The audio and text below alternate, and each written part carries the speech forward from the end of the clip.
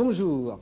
La voiture que vous venez de voir évoluer, vous la connaissez. Vous en avez déjà beaucoup entendu parler dans la presse ou à la télévision. C'est la 205 Turbo 16 Compétition, confiée dès cette année à deux pilotes prestigieux, Harry Vatainen et Jean-Pierre Nicolas. Cette voiture de rallye, c'est le pari d'Automobile Peugeot.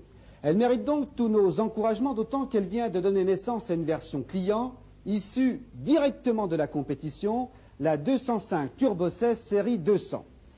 Permettez-moi donc de vous présenter ce nouvel enfant prodige de la famille 205. Une vedette à part entière, la 205 Turbo 16 série 200.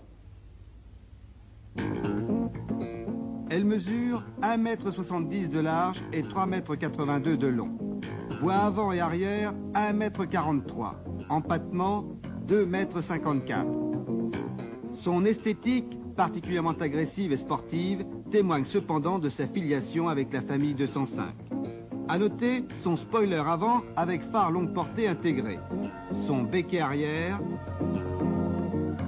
et ses prises d'air latérales.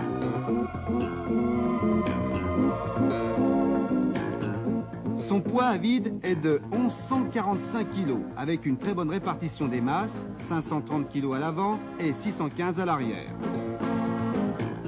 Toute la partie arrière s'escamotant à la manière d'un capot, l'accès aux organes mécaniques est grandement facilité.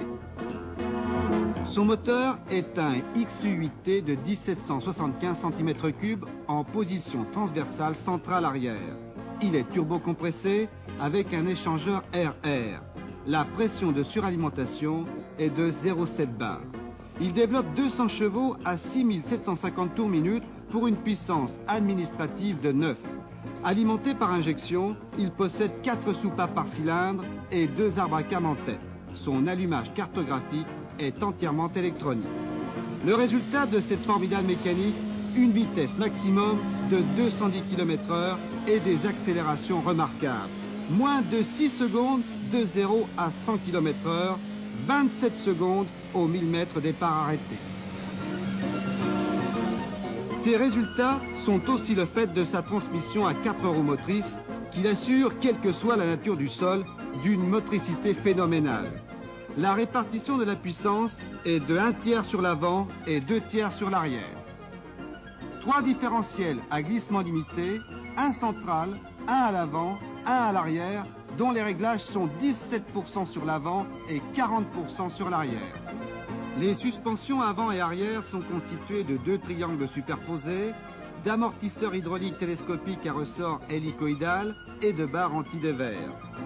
Les 2 triangles superposés facilitent tous les réglages suspension dans le cadre de la compétition et autorisent l'adoption de pneumatiques de large dimension.